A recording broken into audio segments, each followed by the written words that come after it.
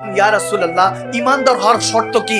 আমার নবী বলতেছেন আলা লা ঈমান ইমাল্লাহ মাহাব্বাতালাহু, আমি নবীকে যারা ভালোবাসে না তারা ঈমানদার না।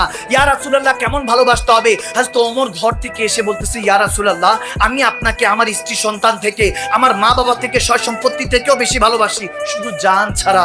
এখন সাহাবারা যখন এটা শুনেছেন, অনেকে বলেছেন, ইমামরা বলেছেন, হযরত ওমর বলেছেন যে জান ছাড়া নবীকে, জানের চাইতে বেশি না, শুধু জান বাকি রেখে সবকিছু থেকে নবীকে বেশি ভালোবাসি। নবীর সাথে সাথে বললেন, না না, লা ইউমিনু আহাদুকুম, আমার নবী বলতেছেন না, তুমি মুমিন হতে পারবা না যতক্ষণ পর্যন্ত মিওয়ালিদি ওয়া ওয়ালাদি ওয়ান নাস আজমাইন। দেখেন, হযরত ওমর বলতে পারতেন, ইয়া রাসূলুল্লাহ, আমার জান থেকেও বেশি ভালোবাসি, কিন্তু না, তেনারা সত্যবাদী ছিলেন, সত্য কথা বলেছেন। জানেন যে জান অনেক দামি, এটা কেউ দিতে পারে না, এটা কেউ কোরবান করতে পারে না, এজন্য সত্যবাদী জুবান দিয়ে সত্য কথাই বের হয়েছে। এজন্য তো নবী আল্লাহর হুকুম অনুযায়ী তেনাকে ফারুক আজম বলেছেন, সত্য মিথ্যার পার্থক্যকারী। সুবহানাল্লাহ, তিনি সত্যই বলেছেন, ইয়া রাসূলুল্লাহ, সবকিছু থেকে আপনাকে জান ছাড়া সবকিছু। যদি মা বাবা বলে, কি বলছো, কি পছন্দ করেছো, এটা তো তোমার সাথে যায় না, আপনি চিন্তা করুন, মা বাবা তো কখনো খারাপ চায় না, বান্দা সন্তানে খারাপ চায় না, তখন আপনি মা বাবারটা শুনবেন। হ্যাঁ, ভালোবেসেছেন ঠিকই, এখন শুনতেছেন, দেখতেছেন, বুঝতেছেন, কিন্তু ভালোবাসা কবুল হয় নাই। যখন আপনি 3 কবুলের মাধ্যমে বিয়ে করে ফেলবেন, এরপর বন্ধুটাও বলবে, কংগ্রাচুলেশন, তুই ভালো পেয়েছিস, ভালো জিতেছিস। কারণ বন্ধু যদি আপনাকে উল্টাপাল্টা বুঝায়, তখন ঘাড়ানি দিবেন, তাকে মারবেন যে তুই এখন আমার স্ত্রী সম্পর্কে কেন বাজে মন্তব্য করছিস। মা বাবা হোক, যেই হোক, এখন আর আপনি যখন 3 কবুলের মাধ্যমে, বিয়ে সুন্নতের মাধ্যমে, খুতবায়ে রাসূলের মাধ্যমে কবুল করে নিয়েছেন, ভালোবাসা আপন করে নিয়েছেন, সেই ভালোবাসার মানুষকে কেউ কিছু বলতে পারবে না, আপনি সহ্য করতে পারবে না। কিন্তু যখন নবীর শান হচ্ছে, বলেন ভালোবাসি, কিন্তু নবীকে ছোট করা হয়, খাটো করা হয়, তারপরে বলেন না না, আল্লাহর জন্য তোমাকে ভালোবাসি। বুঝা গেল বান্দা, তুমি কাচ্চা, তুমি মিথ্যুক, তুমি নবীকে ভালোবাসতে পারো নাই, তুমি আল্লাহর সন্তুষ্টির জন্য নবীকে ভালোবাসতে পারো নাই। ইয়া রাসূলুল্লাহ, ইয়া হাবিবাল্লাহ, এখন যখন বুঝতে লাগলাম, গভীর খেয়াল, যখন বুঝতে লাগলাম, হ্যাঁ, কোরআন তলে এত কিছু যখন আমাকে বুঝাচ্ছে, মুত্তাকিন হতে হলে মুমিনিন হতে হয়। মুমিন যারা হয়ে যায়, তারা আউলিয়া কামিলিন, ফ্রেন্ডস অফ আল্লাহ অলমাইটি, তারাই আল্লাহর বন্ধু হয়ে যায়। জিজ্ঞেস করলাম যে মুত্তাকিনদের কাছে গিয়ে কোরআন পড়তে হবে? হ্যাঁ, কারণ উলামায়ে কেরামরা জানে, আলিফ লাম মিম ইয়াসিন তাহা, বলি আল্লাহু রাসূলু আলাম, আল্লাহ রাসূলের এটার অর্থ জানে, আমরা জানি না। জিজ্ঞেস করলাম এগুলো কি? বলে হরফে মুকাত্তাত, মুতাশাবিহাত, মুহকামাত, এগুলো আপনারা বুঝবেন না, আরবি যারা বুঝে তারা জানে, উলামায়ে কেরামরা বুঝে, এখন সাধারণরা তো বুঝে না। আল্লাহ বলেছেন কিছু আয়াত আছে, এগুলোকে রেড জোন বানিয়েছি, এগুলো নিয়ে আকীদা বানাবা না, তর্ক করবা না।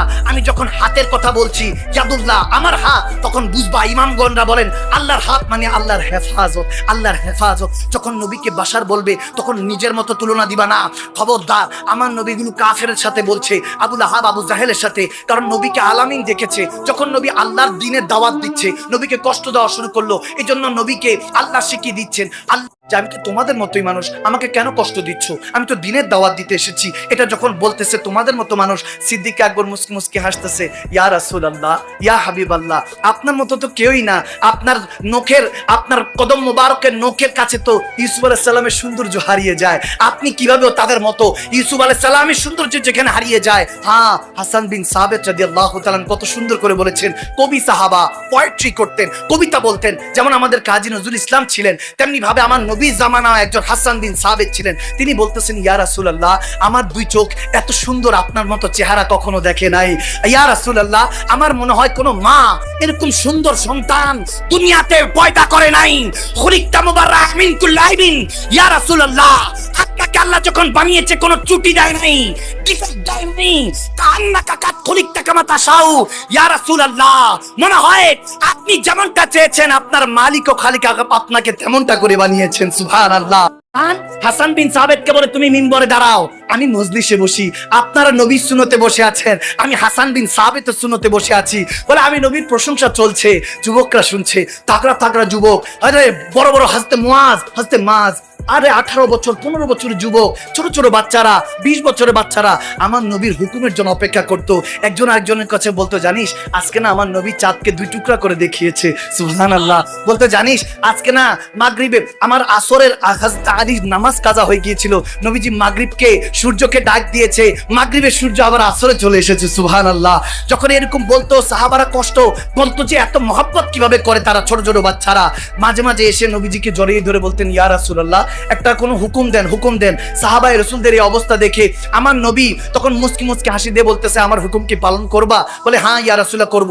সাহাবারা বলতো ছোট মানুষ কি আর বুঝে, হয়তোবা পানি আনতে বললে পানি এনে দিবে, কিছু তো তেমন একটা বুঝে না। সাহাবারা যখন বলতো ইয়া রাসূলুল্লাহ বেশি ভালোবাসে, বলে হ্যাঁ অনেক ভালোবাসে। বলে ইয়া রাসূল একটু দেখতে চাই। নবীজি বলতেছে ওই বাচ্চাদেরকে, বলে যাও বাপের গর্দান উড়িয়ে নিয়ে আসো। সে ওই বাচ্চা শুনতে দেন নাই, দৌড়ায় গেল।